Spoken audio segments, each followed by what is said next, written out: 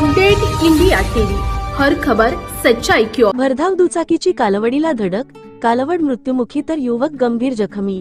बेफाम वाहनचालकांवर अंकुशाची मागणी। रेल्वे स्टेशनकडून भद्रावती शहराकडे येणाऱ्या मुख्य मार्गावरील राजमणी गार्डन समोर आज दिनांक 24 रोज सोमवारी रात्री 8:45च्या सुमारास भरधाव दुचाकीने रस्ता ओलांडणाऱ्या कालवडीला जोरदार धडक दिल्याने कालवडीचा जागीच मृत्यू झाला, तर दुचाकीस्वार युवक गंभीर जखमी झाला।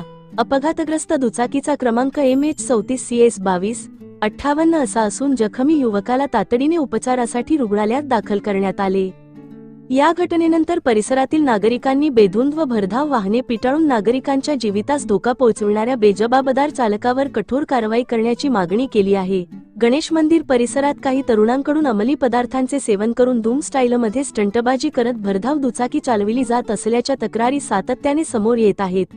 त्यामुळे पादचारी, शालेय विद्यार्थी, महिला तसेच ज्येष्ठ नागरिकांना जीव मुठीत धरून रस्त्यावरून वावरावे लागत असल्याची भावना नागरिकांनी व्यक्त केली। विशेष म्हणजे अवघ्या एका वर्षापूर्वी याच परिसरात झालेल्या भीषण अपघातात खडसे दाम्पत्याचा मृत्यू झाला होता, तसेच भोरवासा येथील एका नागरिकालाही अपघातात जीव गमवावा लागला होता। वारंवार घडणाऱ्या या दुर्घटनांमुळे नागरिकांमध्ये तीव्र नाराजी व्यक्त होत असून पोलिसांनी या मार्गावर नियमित गस्त वाढवून भरधाव वाहनचालक, स्टंटबाज तरुण व वाहतूक नियमांचे उल्लंघन करणाऱ्यांवर कठोर कारवाई करावी, अशी मागणी जोर धरत आहे। सदर अपघातामुळे पुन्हा एकदा वाहतूक सुरक्षेचा प्रश्न ऐरणीवर आला असून आणखी जीवितहानी होण्यापूर्वी भद्रावती पोलिसांनी तातडीने प्रभावी उपाययोजना राबविण्याची गरज व्यक्त केली जात आहे।